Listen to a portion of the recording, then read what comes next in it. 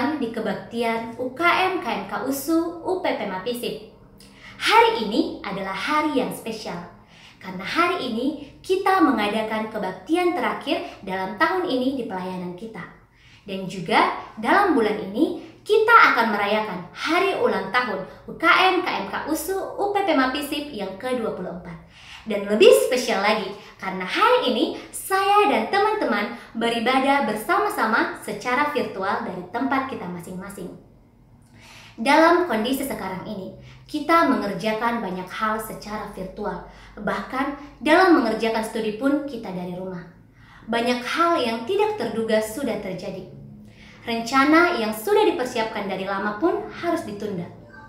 Sudah kurang lebih 9 bulan kita berada dalam kondisi yang tidak baik dan mengkhawatirkan. Namun, dalam kondisi ini pun, Tuhan tetap setia memelihara kita, sehingga kita boleh ada sebagaimana kita ada saat ini. Namun, apakah kita sudah bersyukur? Atau kita hanya mengeluh atas kondisi-kondisi yang kita alami? Apa yang sudah kita syukuri hari ini? Untuk membukakan lebih dalam lagi, sudah hadir di sini pembicara kita, Bang Ramlan Nababan. Kepada Bang Ramlan, kami ucapkan selamat melayani. Agar kita lebih bergembira dan bersekutu lagi dari tempat kita masing-masing, kita bernyanyi, satukanlah hati kami.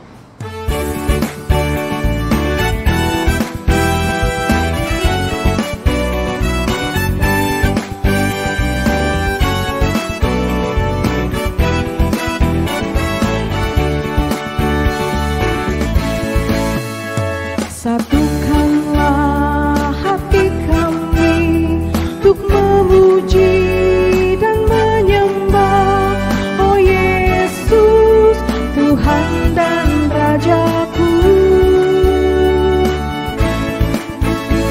Eratkanlah tali kasih di antara kami semua, oh Yesus, Tuhan dan Rajaku. Bergandengan tangan dalam satu kasih, bergandengan tangan dalam satu iman, saling mengasihi di antara kami, keluarga kerajaan Allah. Dengarkan Selayang Pandang yang dibawakan oleh Kak Jessica selaku koordinator UKM KMK USU UPP Mapisi. Kepada Kak Jessica dipersilahkan. Shalom teman-teman, selamat bergabung di ibadah virtual kita, kebaktian kedua di semester ini. Terima kasih teman-teman sudah bergabung. Terima kasih juga saya ucapkan kepada Bapak pembicara kita, Bapak Ramlan Nababan, dan juga terima kasih tentunya kepada Tuhan yang sudah mengizinkan kita semua ada di sini. Kita masih boleh sehat sampai saat ini. Bahkan kita boleh beribadah pada malam hari ini. Juga bersyukur karena pelayanan kita UKM KMK USU UPP Mafisip di tahun ini, tepatnya di bulan ini, boleh menginjak usia yang ke-24 tahun, yang tentunya semua tidak terlepas dari penyertaan dan anugerahnya Tuhan kepada kita semua. Saat ini, izinkan saya menyampaikan selayang pandang dari UKM KMK USU UPP Mafisip. UKM KMK USU UPP Mafisip berdiri atas dasar kegerakan doa dari para pendahulu kita, dari para kakak abang alumni yang pada saat itu merasa gelisah dengan situasi yang ada di sekitar mereka, di mana teman-temannya mahasiswa tidak hidup di jalan Tuhan, mereka hidup dengan sesuka hati dan melakukan hal-hal yang mendukakan hati Tuhan, seperti berjudi, mencontek, kumpul kebo, dan lain sebagainya. Karena itu, mereka yang sudah menerima Injil terlebih dahulu merasa gelisah hatinya dan ingin mengabarkan Injil kepada teman-temannya sesama mahasiswa. Pelayanan di FISIP dimulai pada tahun 1984. Pada saat itu, pelayanan dilakukan dalam bentuk kebaktian di rumah-rumah, di kos-kos di sekitaran Padang Bulan oleh mahasiswa FISIP. Sedangkan untuk pembinaan dalam kelompok kecil sendiri dimulai pada tahun 1988, dan pada tahun 1989 lah pertama kali diadakan kebaktian di kampus FISIP. Pelayanan di kampus FISIP terus berjalan hingga terjadi kasus penyimpangan ajaran. Ini dimulai pada saat ada seorang mahasiswa yang kerasukan roh jahat, dipanggillah seorang pendeta dari Jakarta, tepatnya dari Wisma Gembala, bernama Bapak Posma Situmorang. Bapak ini kemudian datang dan melakukan pengusiran roh jahat dan juga meneruskan ajarannya kepada mahasiswa FISIP pada saat itu. Ya, jadi ternyata didapati bahwa pengajaran yang disampaikan Bapak ini tidaklah alkitabiah atau tidak sesuai dengan Alkitab.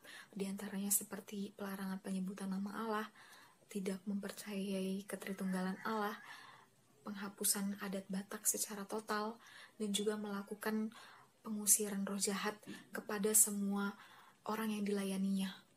Hal ini menimbulkan konflik di dalam pelayanan FISIP maupun pelayanan seusu.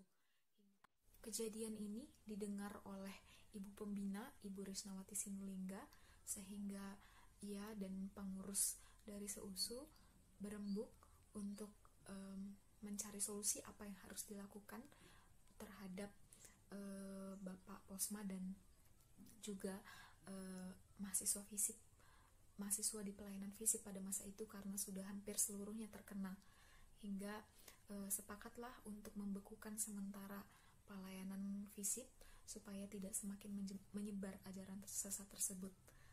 Ya, hingga Bu Risna melaporkan hal ini kepada rektorat. Rektorat menyerahkannya kepada dekanat.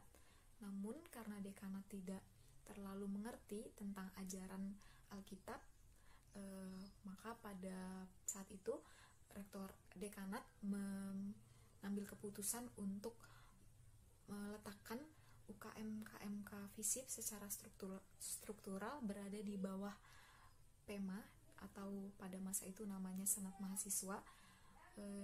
Karena itulah sampai saat ini UKM KMK USU FISIP menyematkan nama PEMA di tengah-tengahnya, yaitu menjadi UKM KMK USU PPMA FISIP. Ya, tepatnya pada tahun 96 FISIP dibangkitkan kembali, dan tahun itu disepakati sebagai tahun lahirnya UKM KMK USU UPPMA FISIP. UKM KMK USU PPMA FISIP memiliki visi dan misi. Visinya yaitu mahasiswa FISIP sedang berdosa dan berada dalam kegelapan sehingga membutuhkan Kristus Yesus sebagai Tuhan dan Juru Selamat pribadinya, siap diutus menjadi alumni yang berkualitas, menjadi garam dan terang, dengan 4 misi. Yang pertama, penginjilan, yaitu melakukan penginjilan kepada mahasiswa FISIP. Yang kedua, pembinaan, yaitu mahasiswa yang sudah diinjili dan menerima Kristus dibina dan agar menjadi bertumbuh di dalam pengetahuan dan memiliki karakter murid Kristus. Yang ketiga, pelipat gandaan, yaitu suatu proses berkesinambungan supaya semakin banyak orang-orang yang melayani Tuhan.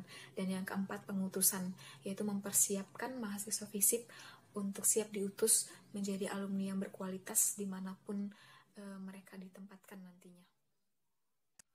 Kegiatan-kegiatan yang dilakukan di UKM KMK USU PPMA FISIP diantaranya seperti kelompok kecil.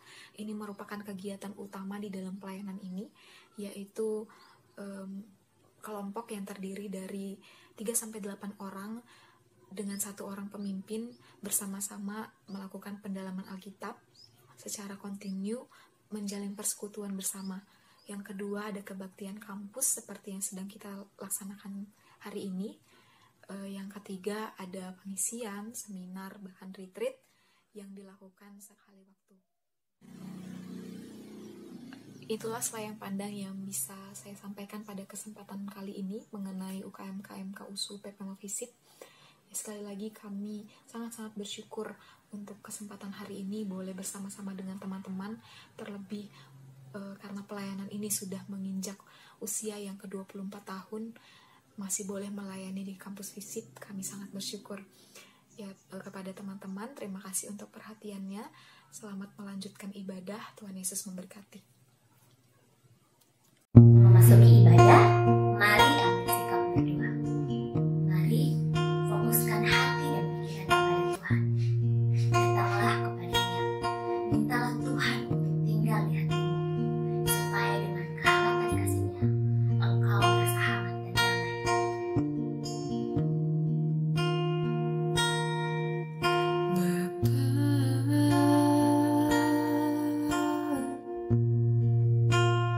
Pegang tanganku,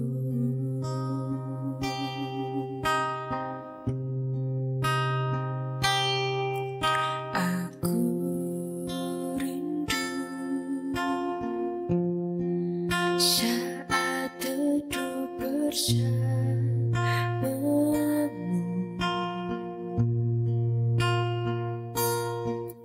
Dekap aku dalam hangat naunganmu,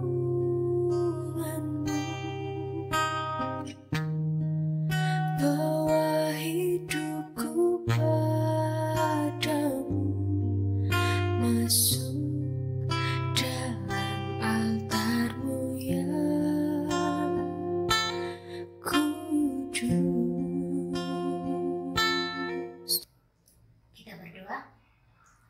Allah Bapa yang bertata dalam kerajaan surga, Allah yang kami sembah dalam nama anak-Mu Tuhan Yesus Kristus, Allah pemilik kehidupan kami bersyukur Tuhan ketika hari ini kami boleh secara virtual melakukan penyembahan kami kepadamu melalui ibadah ini ya Bapa. Biarlah ibadah ini ya Bapa dari awal, pertengahan hingga akhirnya kami serahkan ke tangan pengasihan-Mu. Biarkan kami tetap fokus hanya kepadamu ya Bapa. Ampunkan kami jika mendapati dalam ibadah ini kami hidup tidak kudus, kami tidak fokus kepadamu ya Bapa. Inilah kami Bapa, melalui anak-Mu Tuhan Yesus kami berdoa dan bersyukur. Amin.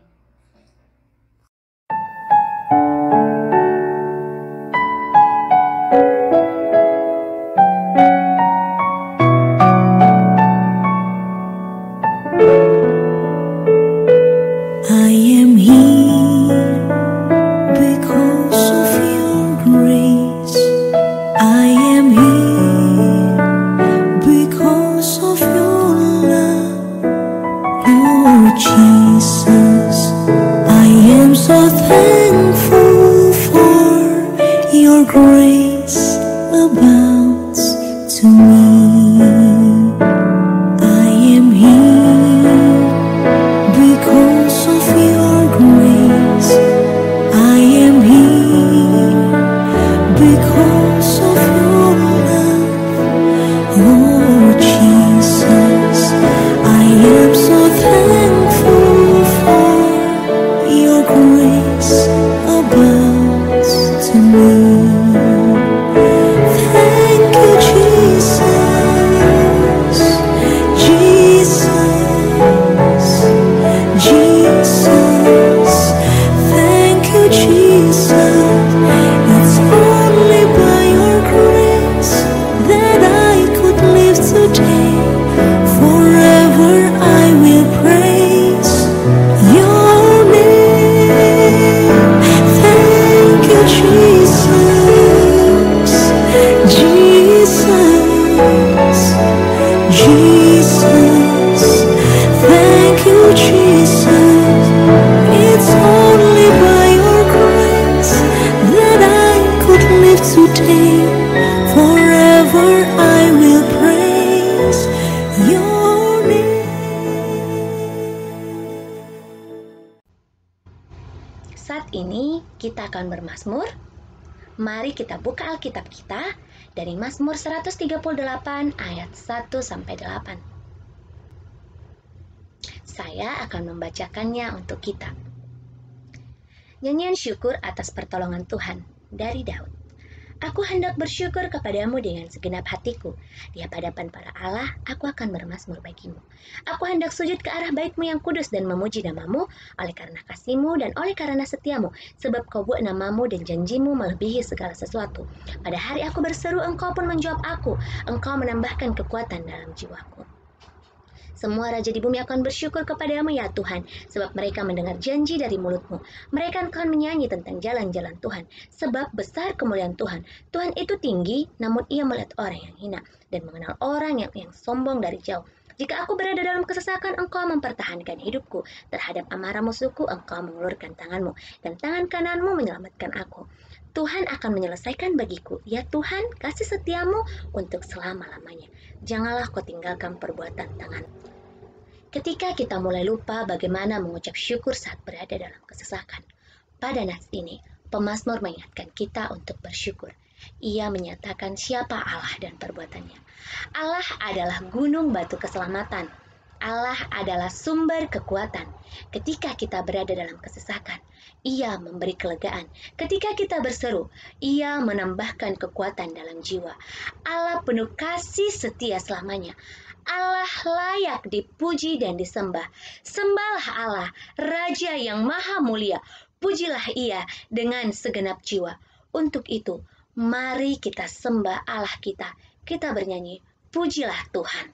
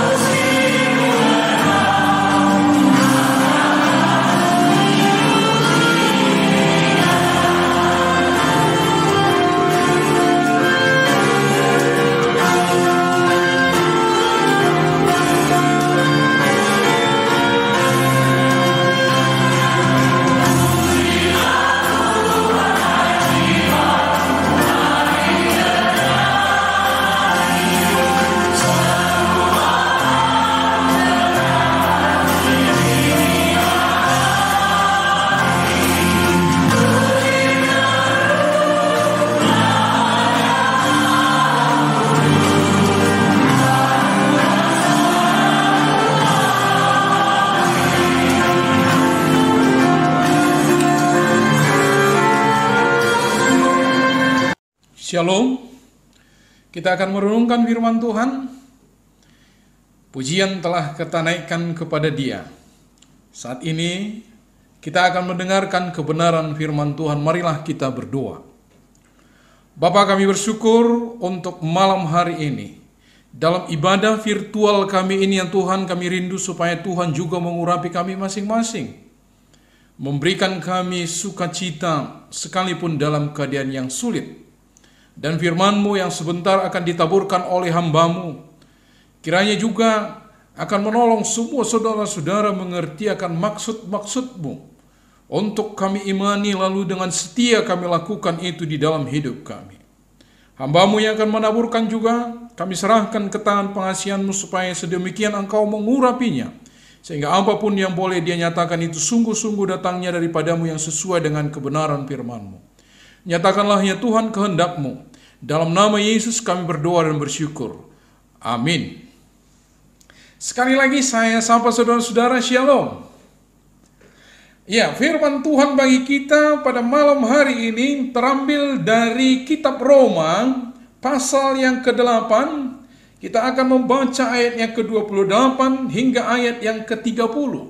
Roma pasal yang ke-8 ayat ke-28 hingga ayat yang ke-30. Demikian firman Tuhan, saya akan membacakannya bagi kita. Kita tahu sekarang bahwa Allah turut bekerja dalam segala sesuatu untuk mendatangkan kebaikan bagi mereka yang mengasihi Dia, yaitu bagi mereka yang terpanggil sesuai dengan rencana Allah. Sebab semua orang yang dipilihnya dari semula, mereka juga ditentukannya dari semula untuk menjadi serupa dengan gambaran anaknya, supaya ia, anaknya itu, menjadi yang sulung di antara banyak saudara. Dan mereka yang ditentukannya dari semula, mereka itu juga dipanggilnya. Dan mereka yang dipanggilnya, mereka itu juga dibenarkannya. dan mereka yang dibenarkannya, mereka itu juga dimuliakannya. Sejauh ini pembacaan firman Tuhan, saudara-saudara yang dikasihi oleh Tuhan Yesus, sungguh menarik kebenaran firman Tuhan yang baru saja kita dengarkan. Bahwa Allah turut bekerja di dalam segala sesuatu untuk mendatangkan kebaikan. Kebaikan kepada siapa? Kebaikan kepada orang yang mengasihi Dia. Orang yang ditentukan itu, mereka sungguh-sungguh Tuhan buat istimewa. Inilah pengajaran yang sangat-sangat berbeda dari pengajaran agama-agama yang lain, di mana Tuhan sendiri yang mengerjakan segala sesuatunya, membuat semuanya supaya apa? Orang-orang yang dikasihnya itu akhirnya mendapatkan kebaikan demi kebaikan. Dari semula, memang Allah sudah memprogramkan, merancangkan bagaimana manusia itu akan hidup di dalam kebahagiaan. Tetapi seperti yang kita ketahui dalam kitab Kejadian pasal yang ketiga itu, ketika dosa boleh hadir di tengah-tengah dunia ini, ternyata telah merubuhkan semuanya itu, merusakkan semuanya itu, rusak total. Demikianlah yang menjadi permasalahan manusia itu. Adam dan Hawa mencoba untuk menutupi kesalahannya, tetapi apakah mampu? Tidak mampu lagi, justru mempertegas kesalahan mereka. Hati nurani mereka telah menuduh mereka akan kesalahan itu. Maksudnya, tidaklah mungkin mereka akan membuat kembali keselamatan bagi mereka, atau dosa itu telah melumpuhkan semua yang sudah diberikan oleh Tuhan kepada mereka. Saudara-saudara yang dikasihi oleh Tuhan Yesus, itu berlanjut terus di dalam sejarah manusia itu.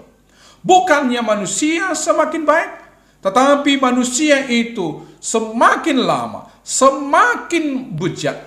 Sampai-sampai Tuhan kembali harus mengatakan menyesal dengan ciptaannya. Dia membuat air bah pada masa Nuh. Tinggal 8 orang saja. Kembali lagi kejahatan, terulang dan terulang kembali. Apakah manusia itu dapat menyelamatkan dirinya dari hukuman Tuhan?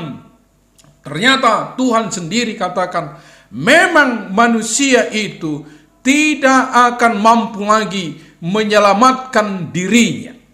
Jadi saudara-saudara, apa yang kita lihat tadi di dalam kebenaran firman Tuhan itu, ternyata Tuhan di dalam grand plan-nya merancangkan segala sesuatu supaya apa? Orang-orang yang dikasihi, orang-orang yang dipilihnya itu akhirnya mendapatkan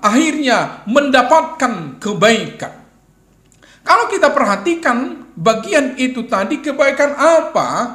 Maka yang pertama dan utama di situ sebenarnya kebaikan keselamatan itu sendiri.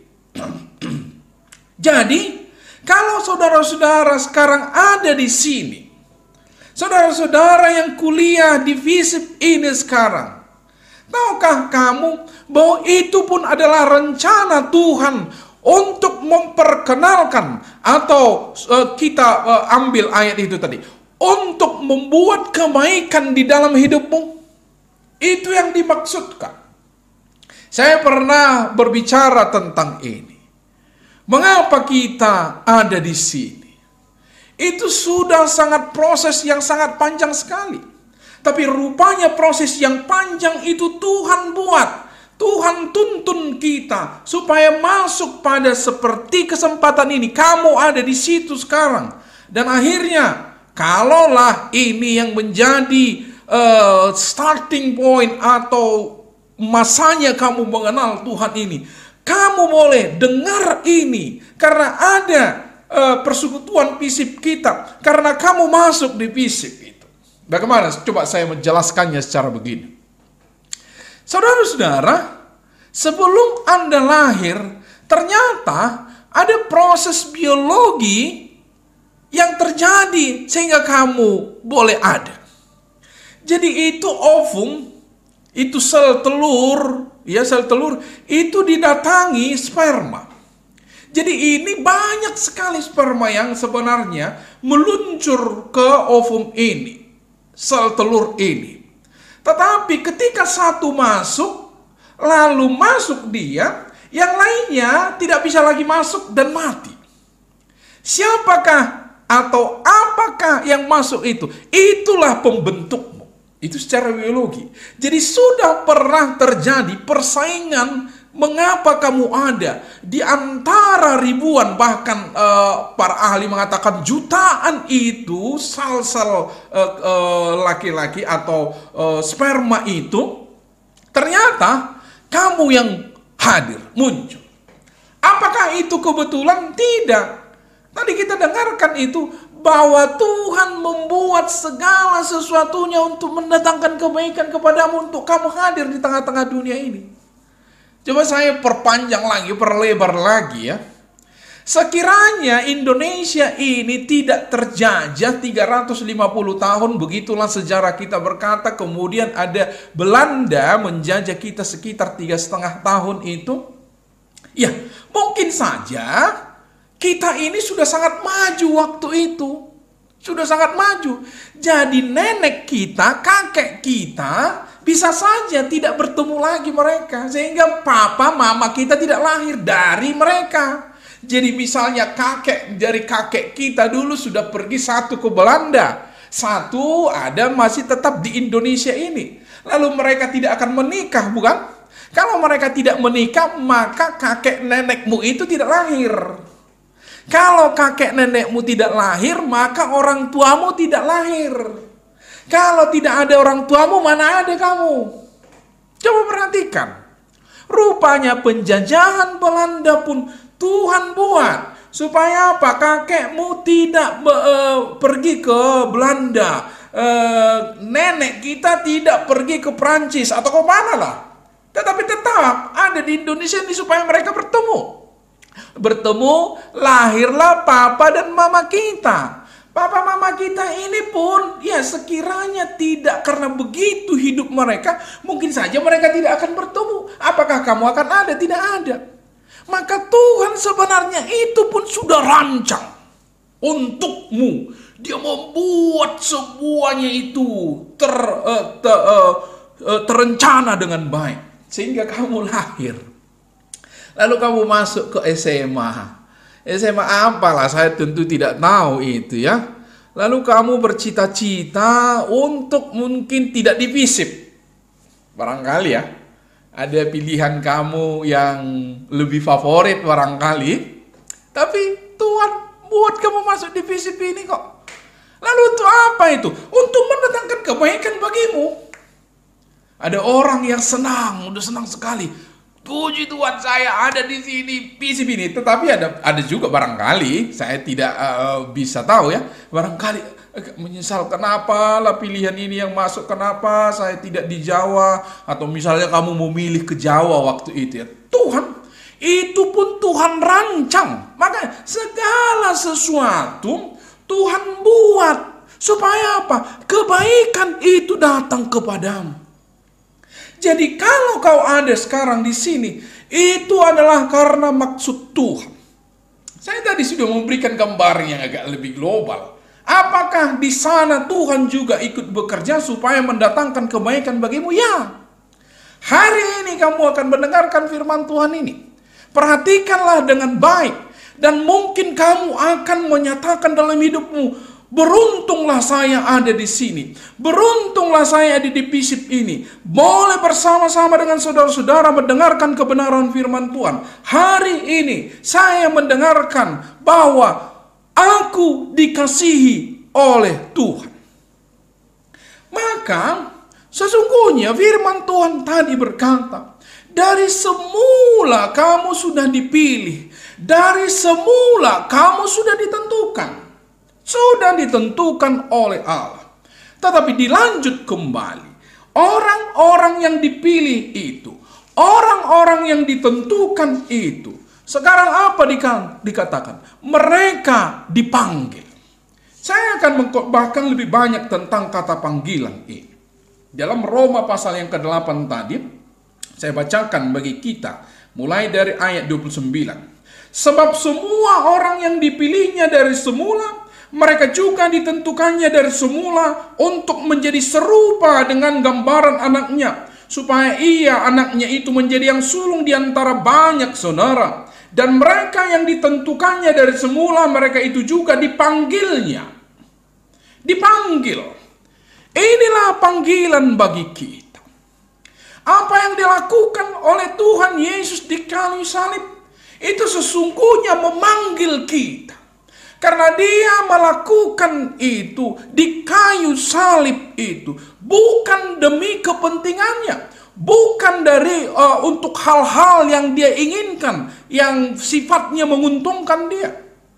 Ada orang yang bertanya kepada saya, mengapa Yesus datang ke dunia ini? Kalau kita berspekulasi misalnya, mengapa Yesus datang ke dunia ini, bolehlah kita ajukan misalnya alasan untuk mencari untung lah ya. Mungkin Yesus perlu untung, atau mencari popularitas supaya dia namanya diagungkan. Saya mau katakan kepada saudara-saudara sekalian, sebelum dia hadir di dunia ini, dialah pemilik jagat raya ini. Dan sampai saat ini, dan tidak pernah dia tidak memiliki itu. Jadi tentu bukanlah karena dia mau mencari harta atau kekayaan di dunia ini sehingga dia datang ke dunia ini. Tidak, dialah pemiliknya. Kalau yang kedua, alasan kedua supaya dia diagungkan. Terlalu kecillah pengagungan dari manusia. Siang malam dia disembah kerubim dan serafim, dipuja-puja. Karena dia adalah Allah yang menjadikan segala sesuatu. Maka sesungguhnya bukan itu yang dia cari. Tetapi mengapa? Dia ingin mencari yang hilang. Dia datang ke dunia ini menyelamatkan orang berdosa. Dia adalah tabib yang mengobati orang yang sakit. Itulah misi Yesus datang ke dunia ini. Menyelamatkanmu, menyelamatkan saya. Jadi apa yang dilakukan oleh Tuhan Yesus di kayu salib semata-mata untuk menyelamatkanmu. Dia berkata, aku mengasihi engkau. Di dalam kitab Roma pasal yang ke-5 itu, Yesus mati ketika kita masih berdosa. Jadi bukti kasih Yesus kepada kita apa? Yesus mati. Kalau kita mengutip Yohanes 3:16, bukti kasih Allah kepada kita, dia hadir ke dunia ini karena begitu besarnya kasih Allah akan dunia ini, sehingga ia mengaruniakan anaknya yang tunggal, supaya setiap orang yang percaya kepadanya tidak binasa, perhatikan, melainkan beroleh hidup yang kekal. Jadi saudara-saudara yang dikasihi oleh Tuhan Yesus, Yesus membuktikan kembali bahwa dia mengasihimu. Dia mengasihimu sampai dia mati di kayu salib demi engkau. Ini sangat penting untuk kita renungkan. Bagi saya, dia sedang memberikan kode kepada diri kita. Aku mengasihimu. Sebentar lagi kita Natal.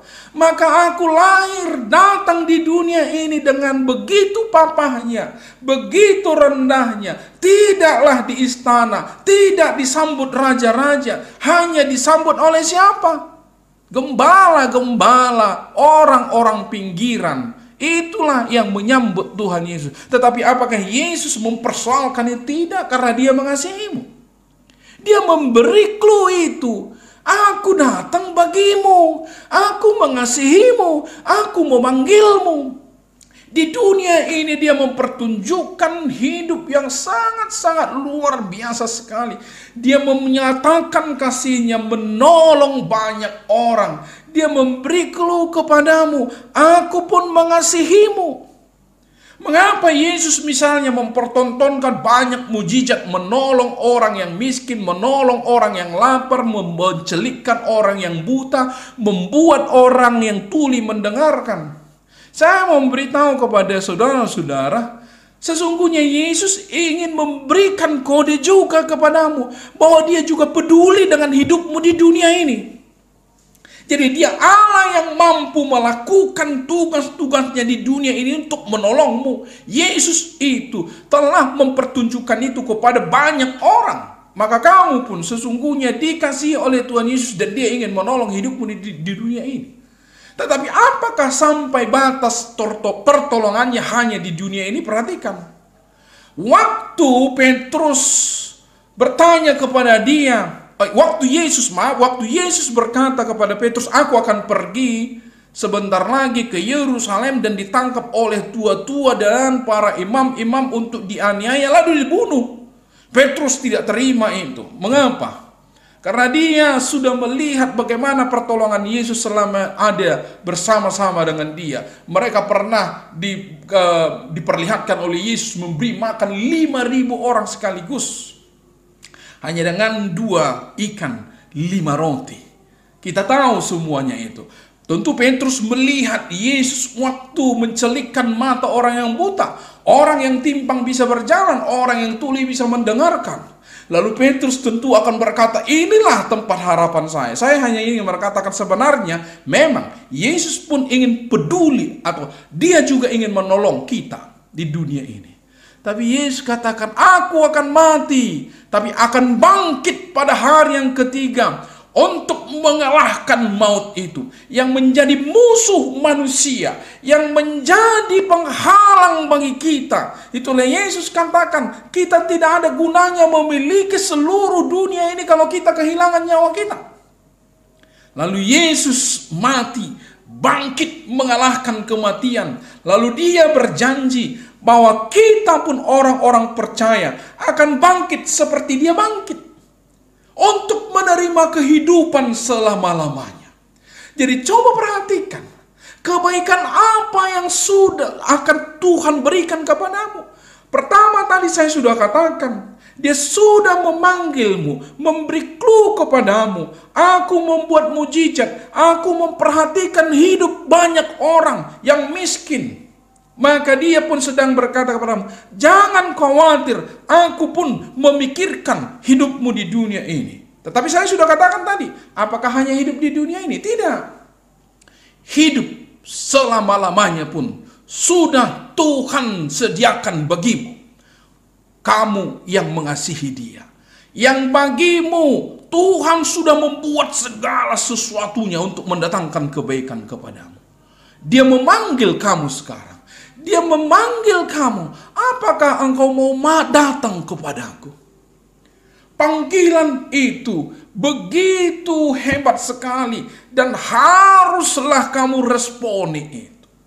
Karena untuk itu dia mengorbankan dirinya. Saya perlu menggambarkan ini. Saudara-saudara yang dikasihi oleh Tuhan Yesus, ada film The Passion of the Christ itu memang hasil survei. Jadi sebelum film itu keluar, kami yang sekolah teologi sebenarnya sudah mendapatkan informasi itu. Iya, orang non-Romawi yang mau dihukum dengan cemeti, itu memang dicemeti dengan cambuk yang sangat mengerikan sekali.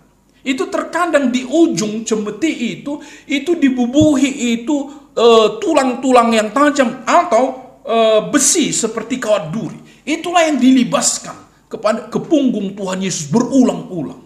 Dia tahan terus. Kitab Yesaya berkata, dia tidak membuka mulutnya, maksudnya tidak melawan. Dia tahan itu. Kenapa? Ada orang seperti kamu, seperti saya, yang pendosa tapi dikasihi oleh Tuhan. Orang yang bejat, tapi Tuhan sangat-sangat terpaut hatinya kepada kita. Karena begitu besar kasihnya kepada kita. Dia tahan itu terus. Lalu sampai mati di kayu salib. Dia dipaku dengan paku yang kasar, digantung, dihinakan, dipertontonkan di tengah-tengah orang-orang dunia pendosa itu. Tapi apakah dia melawan? Tidak. Dia biarkan itu karena ada orang-orang yang ingin diselamatkan sepertimu, seperti saya pendosa ini. Panggilan itu harus begitu jelas kamu dengar, harus kamu responi. Dan Tuhan katakan, marilah kepadaku yang letih lesu dan berbeban berat. Kamu pendosa, orang-orang yang menderita. Aku ini lemah lembut. Mari datanglah kepadaku. Saudara-saudara yang dikasihi oleh Tuhan Yesus, Yesus membuat segala sesuatunya itu, merancang segala sesuatunya itu. Saya sudah katakan tadi, untukmu sangat-sangat pribadi, karena kamu begitu berharga di hadapan Tuhan. Maka dia bentuk semuanya itu sampai masa kelahiranmu, sampai sekolahmu, sampai kamu masuk sekarang ini di FISIP pun. Saya katakan, ya, Tuhan rancang itu. Jangan kamu kira itu kebetulan. Tidak ada yang kebetulan. Tuhan merancang itu supaya akhirnya apa? Kamu mendapatkan kebaikan demi kebaikan seperti yang dijanjikan oleh Tuhan Yesus. Lalu apa maksud dari semuanya itu? Dikatakan oleh firman Tuhan ini, sebab semua orang yang dipilihnya dari semula, mereka juga ditentukannya dari semula untuk menjadi serupa dengan gambaran anaknya, supaya ia anaknya itu menjadi yang sulung di antara banyak saudara. Jadi Tuhan menginginkan supaya kita semakin serupa dengan gambaran anaknya. Jadi saudara-saudara dipersiapkan untuk itu. Jadi nanti akan kita bahas kembali ini, tetapi saya ingin tekankan dulu pada bagian ini. Ada rencana daripada Tuhan. Kita ini semakin indah, semakin baik, semakin suci, semakin bertumbuh dan terus bertumbuh. Mengapa saya mengaitkan ini?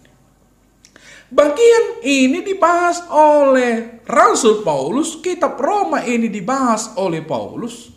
Dia katakan, mengapa Tuhan menyelamatkan kita? Ini sekaligus menjadi pembanding, pembeda kita dari agama-agama lain. Lalu kalau agama lain, karena kita baik, karena kita beramal, karena kita ini mau turut dengan apa yang diperintahkan Tuhan, bertakwa. No. Itulah yang dikatakan oleh kitab Roma ini. Kamu diselamatkan hanya anugerah, karena kasih-Nya Tuhan. Itulah yang membuat kamu selamat. Tuhan sendiri yang berperkara. Tuhan sendiri yang membuat, membentuk, mengatur semua supaya kamu akhirnya diselamatkan. Adakah andilmu di sana? Tidak ada. Loh, kalau begitu, dosaku itu bagaimana? Apakah itu tidak akan menghalangi? Tidak. Tuhan ampuni semua dosa. Tapi ada pertanyaan yang menggelitik yang selalu ada di sekitar ini. Ya kalau begitu, marilah kita berdosa supaya toh juga kok kita diselamatkan. Bukan karena kita baik kok kita diselamatkan. Disinilah yang ingin Tuhan katakan.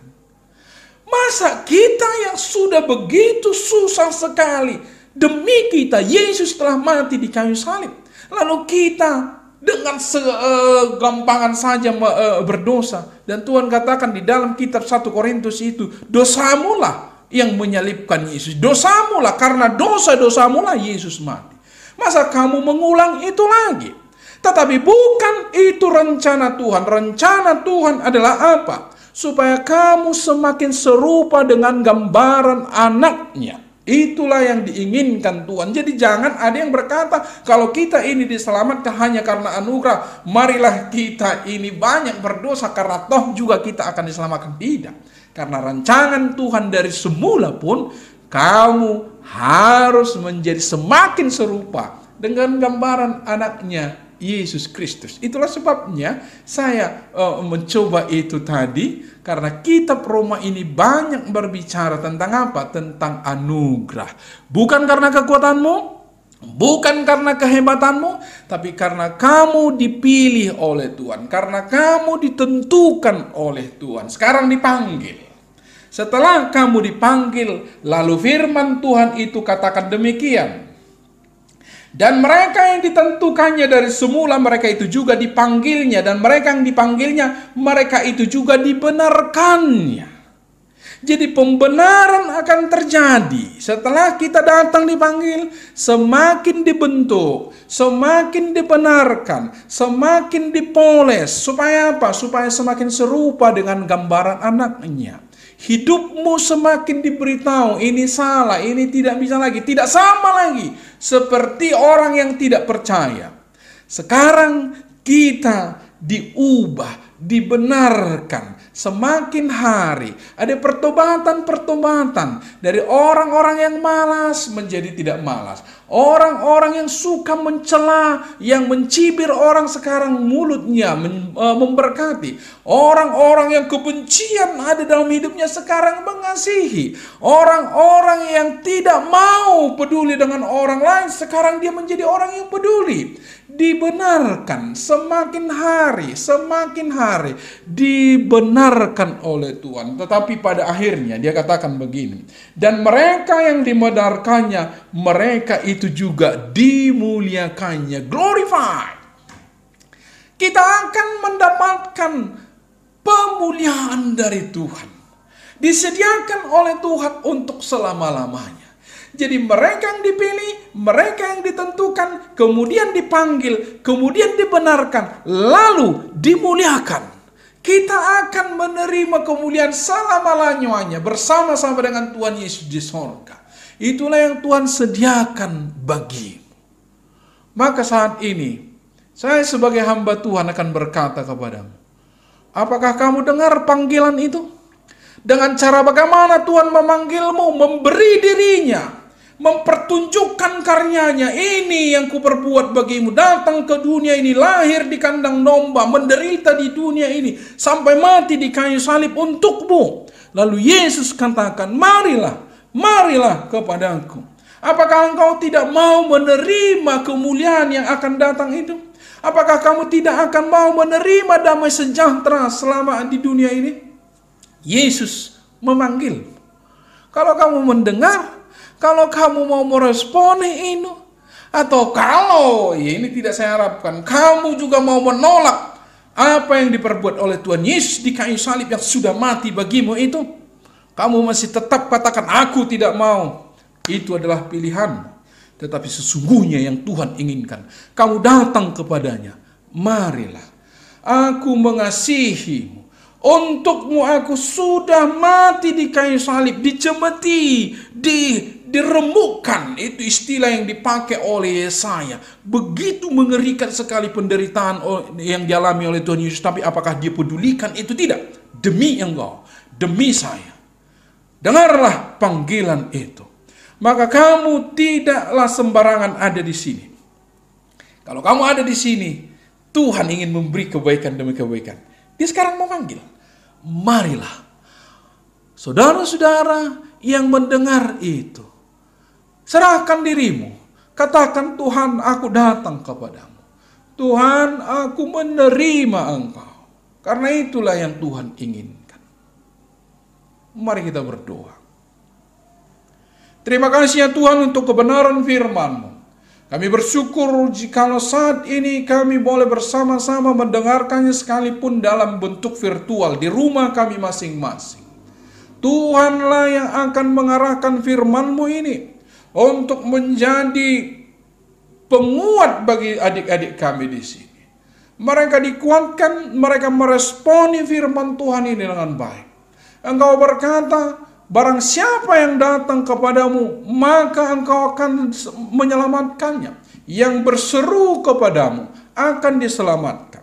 Saudara-saudara yang sudah mendengarkan firman-Mu, yang mendengarkan juga panggilan-Mu, biarlah dengan rela hati menyerahkan dirinya kepada Tuhan Yesus. Inilah doa kami, permohonan kami. Dalam nama Yesus kami berdoa dan bersyukur. Amin.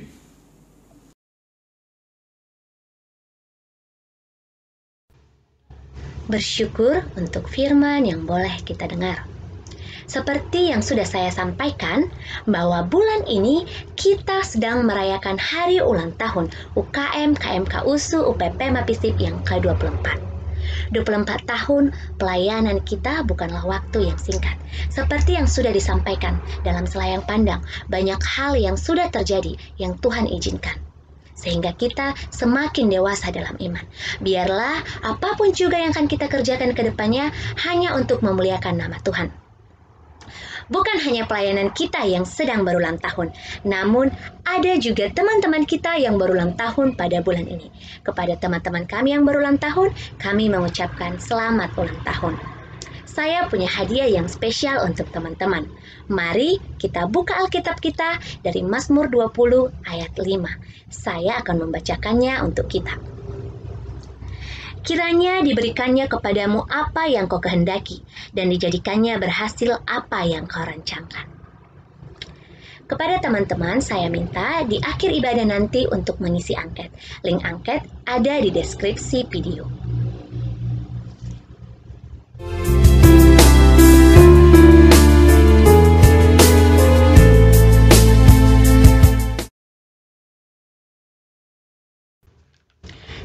Petrus 5 ayat 6-7 berkata, "Karena itu rendahkanlah dirimu di bawah tangan Tuhan yang kuat, supaya kamu ditinggikannya pada waktunya. Serahkanlah segala kekhawatiranmu kepadanya, sebab Ia yang memelihara kamu." Benarlah memang ketika kita hidup di dalam Kristus, kita tidak perlu khawatir akan hari-hari esok, sebab Ia yang memelihara kita. Kita sudah diselamatkan oleh Kristus. Ia telah hidup, mati, dan bangkit untuk menyelamatkan kita dari hukuman dosa, sehingga kita beroleh keselamatan. Asalkan kita mau mengaku dan percaya bahwa Kristus adalah Tuhan dan Juru Selamat. Jikalau masalah terbesar kita adalah dosa sudah diselesaikan, tidakkah Ia juga akan menyelesaikan masalah-masalah lainnya yang tidak lebih besar dari Dia? Oleh sebab itu, janganlah khawatir. Biarlah kita terus berpengharapan kepada Kristus pemilik kehidupan kita. Untuk itu, mari kita nyatakan komitmen kita. Kita bernyanyi "Ku Hidup Bagimu". Di akhir lagu, saya undang Bang Ramlan untuk menutup di dalam doa.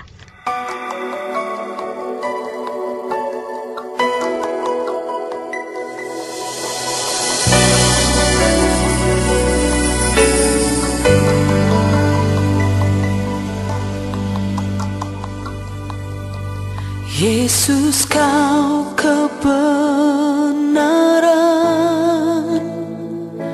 yang menyelamatkanku. Kau memberikanku hidup dan pengharapan.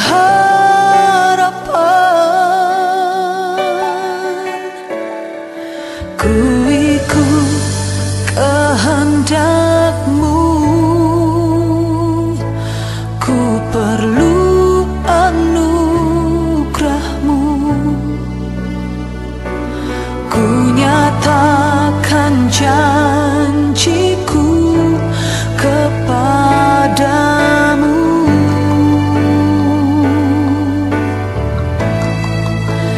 Kalau ku hidup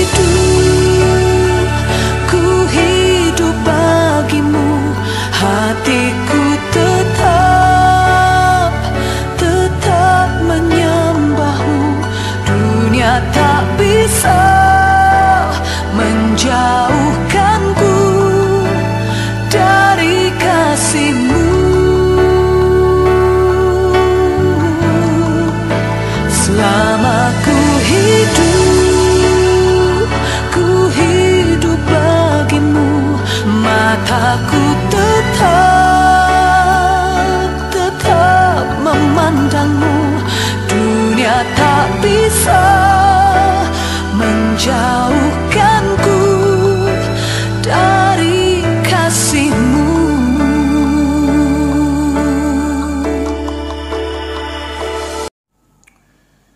Saudara-saudara, kita akan menutup ibadah kita. Kita persiapkan hati dan pikiran kita kepada Tuhan. Marilah kita berdoa. Kembali kami bersyukur ya Tuhan di dalam penghujung ibadah ini. Dari awal, pertengahan hingga akhirnya kami rasakan penyertaan-Mu. Maka biarlah di dalam sisa hidup yang Tuhan akan percayakan kepada kami jalani bersama-sama, di sana pun Tuhan akan selalu memberkati kami. Berkati semua saudara-saudara kami yang menjadi pengurus di FISIP Oju ini. Demikian juga saudara-saudara kami yang baru bergabung, adik-adik kami Stambuk Baru. Tuhanlah yang memberkati mereka. Sekalipun dalam beberapa bulan ini kami belum pernah bertatap muka, Tuhan tolonglah semua adik-adik ini untuk boleh juga lebih giat, lebih serius mengikut Tuhan. Mereka-mereka yang sudah menyatakan dirinya mau bersama dengan Tuhan Yesus, mendengar panggilan itu dan mau datang kepada panggilan itu, hamba berdoa, jagailah iman mereka. Biarlah mereka bertumbuh seperti yang Kau inginkan itu, semakin serupa dengan gambaran anak-Mu Yesus Kristus. Terima kasih ya Tuhan. Kami akan menutup ibadah kami ini. Namun biarlah kasih anugerah-Mu akan bersama-sama dengan kami sekalian. Juga dengarkan doa kami bersama ya Tuhan, sebagaimana Yesus telah ajarkan itu kepada murid-muridnya. Saudara-saudara, marilah kita bersama-sama menaikkan doa Bapa kami. Bapa kami yang di sorga, dikuduskanlah nama-Mu, datanglah kerajaan-Mu, jadilah kehendak-Mu di bumi seperti di sorga. Berikanlah kami pada hari ini makanan kami yang secukupnya, dan ampunilah kami akan kesalahan kami, seperti kami juga mengampuni orang yang bersalah kepada kami.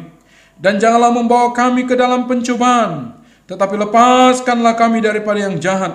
Karena Engkau-lah yang punya kerajaan, dan kuasa, dan kemuliaan sampai selama-lamanya. Amin. Kasih karunia yang daripada Yesus Kristus, kasih setia dari Allah Bapa, persekutuan dengan Roh Kudus itulah kiranya akan menyertai kita dari hari ini sampai Maranatha. Amin. Kita nyanyikan Bapa terima kasih. Bapa terima kasih. Bapa terima kasih. Bapa di dalam surga, ku beri terima kasih. Amin.